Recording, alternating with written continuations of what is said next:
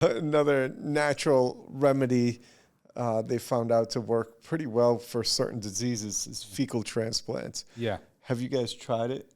No, well, when I was in general surgery, it was just coming about where, you like, because people would get C. diff and then we'd have to do fecal transfer. And the way they were doing it was getting donated poop and from family members and doing an enema in these patients. Now, oh, that's nice. They did enemas. They eat shit now. Now I think they can put it in capsules, right? Yeah, they do. Put it in capsules. They do. And they you take literally it. eat shit. Yeah, you eat shit. That's way better than but what they were doing, obviously. obviously. Way better. It repopulates the microbiome because when these patients are sick, their microbiome's changed and C. diff takes over.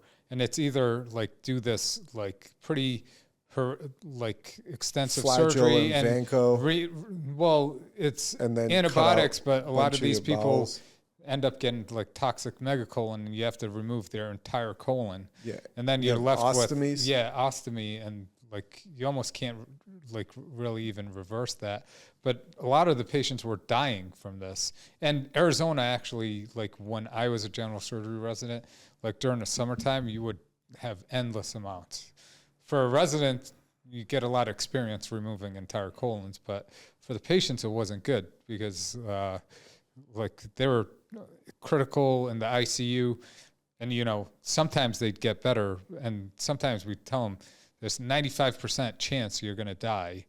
Or to the family, Really? the patients would be intubated. Yeah, there's 95%. You got to look up pictures of toxic megacolon. No, I know. It's like literally this big. Yeah, no. There's 95% chance you're going to die, even if once they get toxic megacolon. Even right? even if we remove your colon, so you have 5% chance of survival. And some people would want us to do everything for their family member, so we'd remove their colon, but a lot of people would succumb to it because they were already so sick. They were on 3 different pressors. They were intubated. They were already very sick. And these are very sick people. It's not like your normal healthy patient. They were already sick. They were in the hospital for sepsis or antibiotics for one reason or another, or they were in there not even with antibiotics. You could get it just like from being immunosuppressed.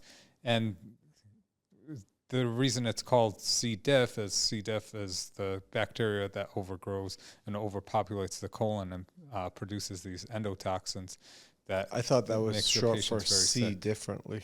Yeah. Clostridium difficile. Yeah.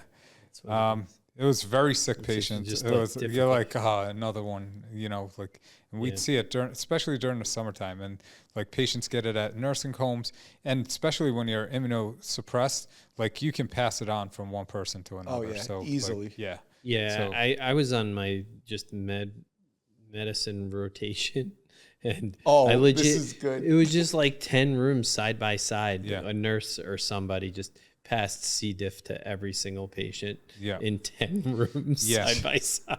Yeah. You just see the bad. Precautions tag going one room to another room. Yeah.